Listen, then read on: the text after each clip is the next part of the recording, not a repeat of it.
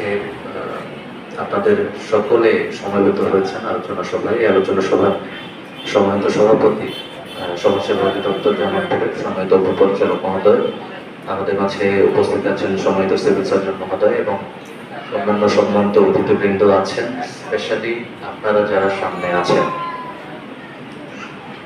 এটা আমি অনেস্ট একটা কনফেশন করি যে বিষয়টা নিয়ে আজকে আমাদের আলোচনা কিংবা যে দিবস ইভেন প্রতিপাদ্য, যেটা আপনি লক্ষ্য করে দেখবেন আপনারা যে স্নায়ু বৈচিত্র্য, এই শব্দ দুইটা, স্নায়ু বৈচিত্র্য, আমরা স্নায়ু বৈচিত্র্য এই শব্দ দুইটা মানে অন্তর্নিহিত অর্থ আমরা কতজন ঠিক মতো বুঝতে পারবো। আমিও এটা প্রপার কনটেক্সট সবসময় স্পেকট্রাম একটা কথা আছে।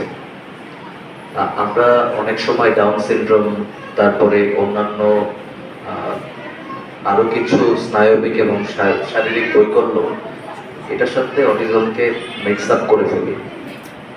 ইভেন আমরা আমাদের নিজস্ব কনসিডারেশনে যাদেরকে আমরা এডুকেটেড, জানাশোনা পড়ালেখা জানা মানুষ বলে জানি দেখি, তারাও সবসময় হয়তো এই বিষয়টা বুঝতে পারেন না।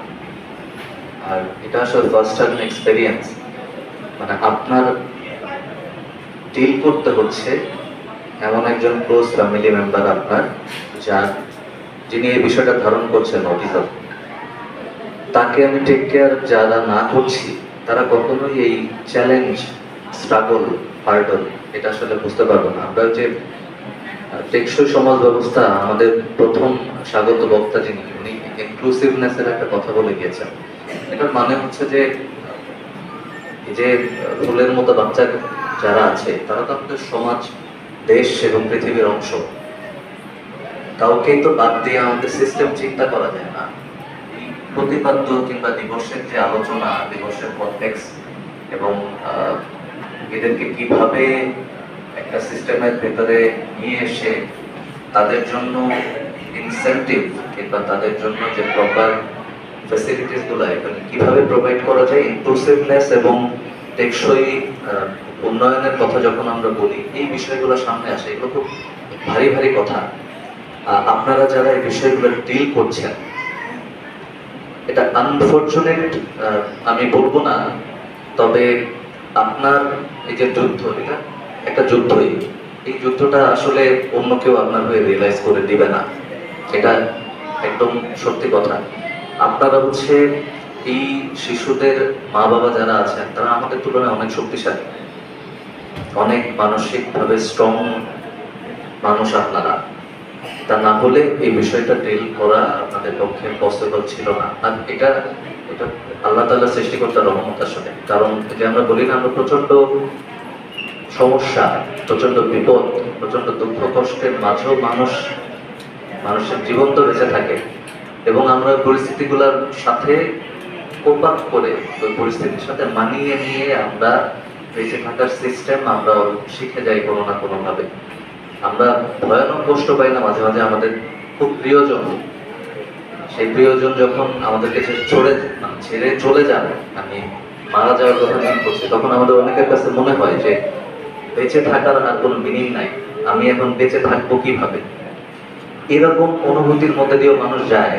এক সময় আস্তে আস্তে ওটা আপনার সহ্য হয়ে যায়, আপনি এটা নিয়ে আপনার জীবন চালানো শিখে যান।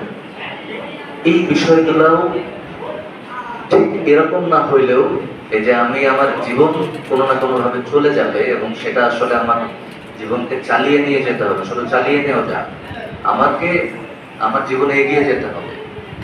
এটার মানে অ্যাপ্রোপ্রিয়েট এক্সাম্পল আপনাদের থেকে কেউ পায় না। যত যাই বলি না কেন, আপনাদের আমাদের স্বাগত বক্তা যিনি, উনি অনেকগুলা বিষয়ের কথা বলেছেন, কিন্তু এগুলা আনফরচুনেটলি সবসময় আমাদের সব জায়গাতে অ্যাভেলেবল থাকে না।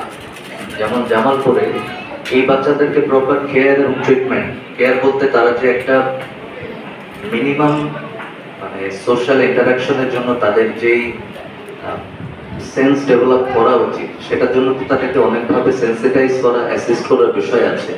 সেগুলো শুধুমাত্র আপনাদের পক্ষে সবসময় আসলে পসিবল হয় না। সেটার জন্য স্পেশালাইজ কিছু ফ্যাসিলিটিস এটা প্রয়োজন হয়। এটা আমাদের আশেপাশে সবসময় অ্যাভেলেবল থাকে না। সরকারের চেষ্টা আছে এই বিষয়গুলা যতদূর সম্ভব একেবারে লোকাল লেভেলে যতটা পৌঁছে দেওয়া যায়। আর আপনাদেরকে বলবো, মানে আবারও বলছি যে আমি আসলে খুব গুছিয়ে বিষয়টা নিয়ে বলতে পারছি না। এই বাচ্চার বাবা মা কিংবা এই বাচ্চাদেরকে বড় করে তোলার ক্ষেত্রে যারা আরো অনেকভাবে তাদেরকে অ্যাসিস্ট করছেন, আপনারা বাচ্চাদেরকে যেখানে যাদেরকে স্কুলে কিংবা কোনো প্রতিষ্ঠানে যেখানে যারা তারা রেগুলার কোনো নার্সিং এর মধ্যে থাকে এরকম অনেক প্রতিষ্ঠানে নিয়ে যাচ্ছেন না, সেখানে টিচাররা যারা আছে এই বাচ্চাদেরকে অন্য অনেকভাবে অ্যাসিস্ট করছে, তারা সবাই মিলে তাদেরকে সমাজে তাদের কমফোর্ট জোন কিছুটা হলেও তৈরি করে দেওয়ার জন্য কাজ করে যাচ্ছেন। এই কাজ যারা করছেন তাদেরকে আমার স্যালুট।